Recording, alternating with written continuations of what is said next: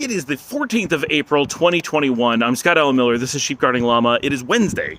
Welcome to the show. And I'm wandering over across the street because I can. There's really no traffic here. There's a lot of cars today, though. It's a busy street. So, wow.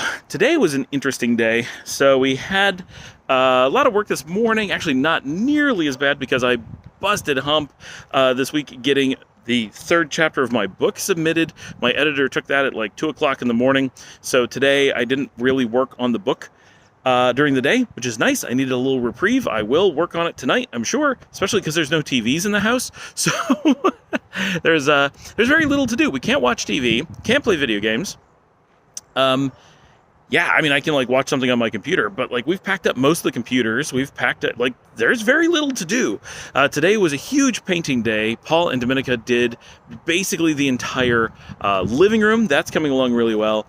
I had a lot of meetings today. I was just in meetings all day. And I feel like almost nothing happened with me. But overall, the really big news of the day is that our real estate agent that we had lined up is apparently insane. And we had this meeting with her weeks ago, and she was recommended to us. And she came over and looked at the house. We talked about everything. Seemed like everything was fine. She was going to go back and check with the broker to see if they could do the deal. She was going to get us a contract, and we were just waiting for her to get things going. But there was no big hurry because we had several weeks until it was time to actually sell the house. We didn't really need her input for a while. So we just wanted to make sure things were lined up and that we had her all set and we had the contract and that sort of stuff. Well, today we're finally at a point where we really need to be talking to the real estate agent, and we were hoping that she would help with some of the things that she said she would, including just hooking us up with people to help with the cleaning and the prep and that kind of stuff. All things that we had already discussed, and we were just waiting for her to get back to us. So the time came that we needed to talk to her. So Paul called her twice today, left a message, hey, we need someone to help with the cleaning, blah, blah, blah.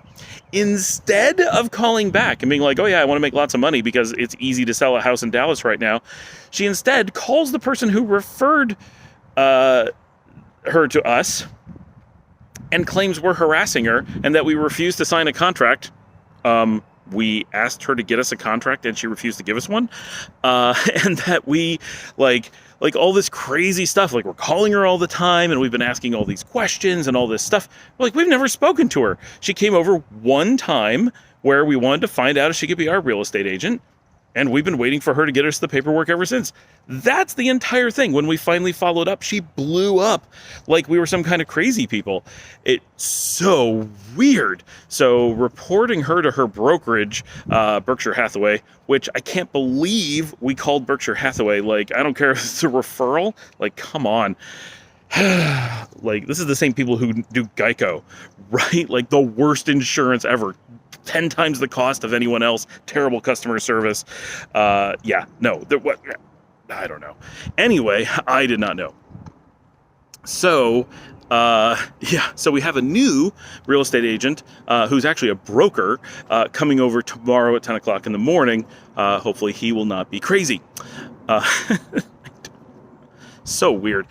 So the big thing for me today, I let my Laserdisc collection go. This is, for those who know me, I've been collecting Laserdiscs since 1994. It's a really big thing for me. I went to college in Flint, Michigan, and one of my hobbies, because I didn't have a car, everything had to be places I could walk.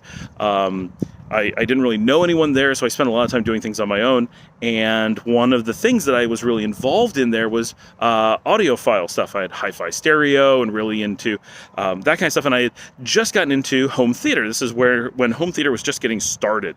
Like most people didn't even know the term. Nobody had home theater equipment. The idea was, back then you had a little CRT screen of 19 inches, maybe 25 inches, and you had a VHS player, and the quality was terrible. And every time you watched a movie, it got worse. That's what people knew of as watching movies at home. For me, in 1994, I found this shop that had, first of all, amazing stereo equipment, right? Absolutely top end.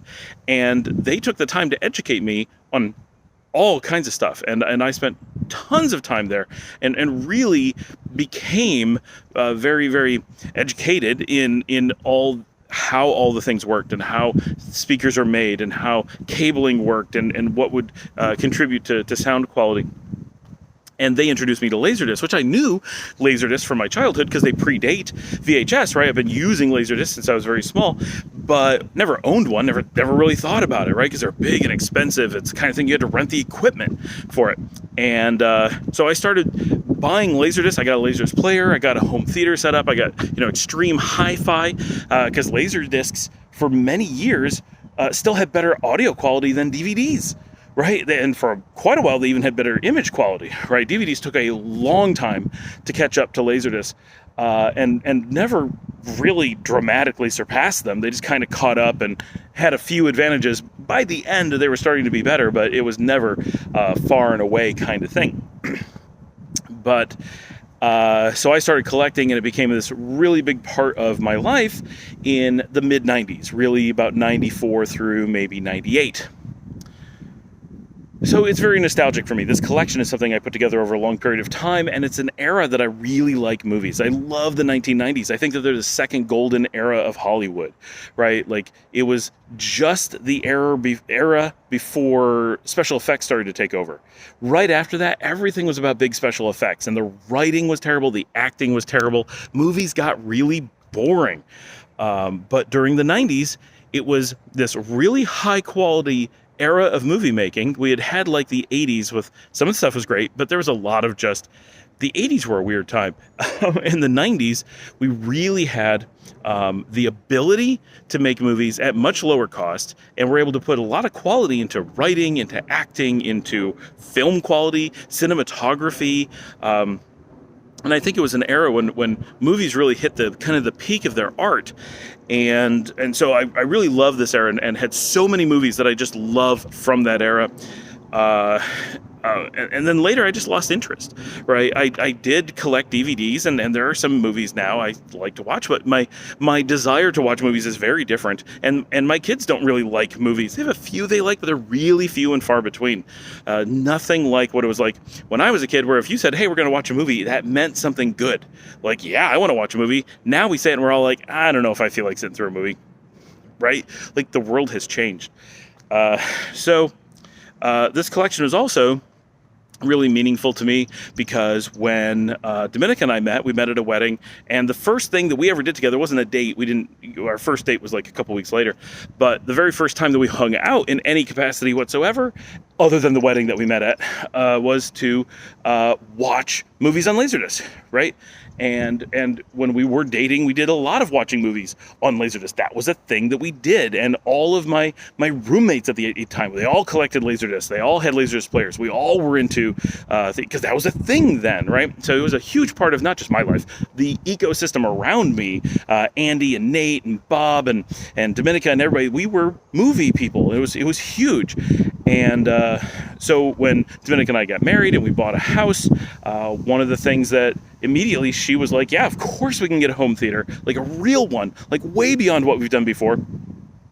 And we built a third of our basement was a dedicated movie theater, and it was those Laserdiscs plus DVDs at that point, and the Sega Dreamcast, right? Because it had 480p output, which was amazing at the time. And we had our first projector, and we had this unbelievable room, 400 square feet, blacked out walls. We built a custom made 14-foot screen. It was amazing. It sounded amazing. It looked amazing. Our movie collection was amazing, because back then you couldn't stream, you couldn't download, none of those things. You had to own them or go rent things. And even once we were living there, we were still going out and buying Laserdiscs from time to time, like in Rochester from Row, right? So I knew all the shops in New York at that point, and it was just a huge part of our early life together after we got married. So now, about the time that we moved to New York City, which was about 2006. By that time, the Laserdisc got packed up, got put into storage, and they never came back out again. We have moved them for the last 15 years. They've always moved somewhere into storage. They were in Dad's barn for a long time. They've been in the attic here for a long time. They've been well taken care of, but we just don't use them. And the kids have no interest in it. They don't have any connection to them. There's none of that nostalgia for them connecting to it. So when we brought them down from the attic and we looked at them, and Domenica's like, we can take them with us. It's okay. They are so heavy, so large. And it's 2 Laserdisc players. It's 3 giant boxes of Laserdisc. And I know if we take them to Nicaragua, they're never going to leave those boxes. They're never going to even get put on a shelf to be looked at, let alone somewhere where we can take them out and play them. And I'd never be okay with anyone ever playing them, because I'd be like, don't touch it. Let me do it for you. Like, it's really hard to do. I know that they'll just be a thing that sits on the shelf for forever. They will never get watched. They will never get used. They will get moved from place to place and take up a lot of space. We can't do that. And I know that I'll never have a home theater again. Like, that's just not going to be a thing, right? We have the Pacific Ocean. We have sand. We have a restaurant. That stuff, there has to be trade-offs. And a home theater is certainly one of those trade-offs. I mean, we're going to have a TV, right? We're going to have a little Apple TV hooked up to it. I can watch Netflix. That's fine. But having, the big speakers and a really nice amp. And we're taking a few of those things with us, right? We kept the totems, right? The furniture grade, insanely high-end totem speakers, and the Marantz stereo and the monoblocks. Those things are coming with us. We're not getting rid of everything, but those things can be used in much more flexible ways.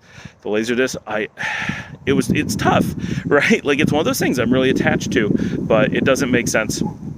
So mostly this is me remembering having them. So my buddy Chris Lambert stopped by this evening with his truck and picked up the Laserdiscs and took them away. And he said, if you need these back, let me know. But so they went away today, and that's a whole bunch of stuff we've been storing in the garage that is out of the way now. So loads of painting going on right now. We have all of the tuna left in the house is being thawed right now. We're going to eat it all for dinner. We took the small fridge/freezer out into the backyard because we were defrosting that and cleaning it out. It's a lot of stuff is down to the absolute wire. I said today is the 14th. That means it's 5 days left before Paul heads for Nicaragua himself. And I will be working this evening. Might as well work, right? There's nothing else to do. Jeremy and I have a lot of work going on for something we'll be announcing soon. We're putting in a lot of time with that. And boy, it's in some ways it's like, oh, and that's it. No, there's a lot going on. It's exhausting. So I'll talk to everybody tomorrow.